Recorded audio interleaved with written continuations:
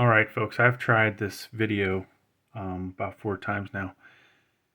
You'll find in the instructions, and let's look at the instructions, it says to rename your BIOS file to Gigabyte bin. Now, I'm including all 3 versions of it, okay? The original, what I believe they tell you to do, and then this with the F20 at the end of it. Who knows what's going to work here. The other aspect that is different from the last one is if we look at the formatting, FAT32, okay, it specifically says FAT32. All right, so how did we get to this point, folks? Well, we had to download our BIOS file. Let's back up a second here. Now you can search for your motherboard, and if this thing will back up, or you can go inside a Gigabyte and go to products and motherboards and then search for your exact one. All right, in my case it's the B660 Gaming XAX. If you have the B660M, you'll want to make sure that you search for that specific one, or the AC. So this is the one this video is based on, and the process will be very similar for the other versions. Okay, so you could actually follow along. Just make sure what you see up there matches your motherboard. Okay, so then we go to support, and over here we'll click on BIOS, downloads and BIOS. There's that file F20. That's the most current as of November 11th. You will click download. All right, then you'll see the file over here. Okay, you will click show in folder. There is this zip file. You'll right click on that, extract all. Okay, and then that will create a spot for this BIOS file. Bunch of stuff in here. All we need is this, and we copy and pasted that over to our thumb drive, where I've actually renamed it as the instructions say. Now, how do you find those instructions? Well, you're going to go up here. So you're in downloads, you're going to click on manual,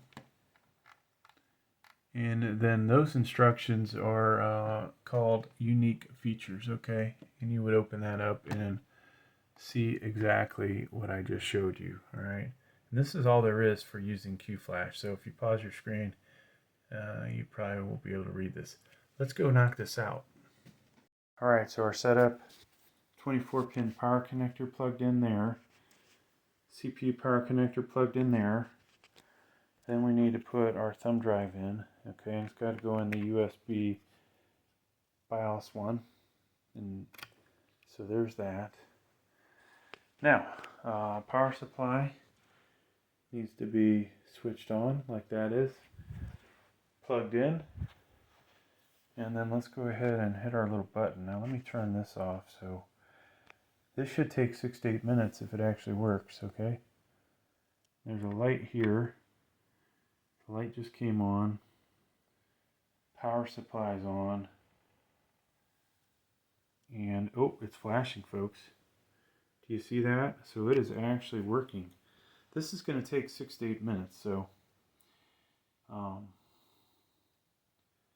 once that is done, you may install your 13th gen CPU or 12th gen, maybe an i9-12900KS or 13th gen, but this is the process. So FAT32, rename the file. Which way to name it exactly is another story. It's one of those 2 that I showed you, but yeah, it's looking good. I will pause this until this thing is complete. Not that you're going to see anything, but the light's off. It's probably going to turn completely off, right? Still flashing after about 4 minutes. I'd say we're about 6 minutes into it and still flashing. Voila, folks, it is done. That light is still on. PSU is still on. I would assume this is going to shut off at some point. We're going to leave it on for a few more minutes at least. Let's see if it does.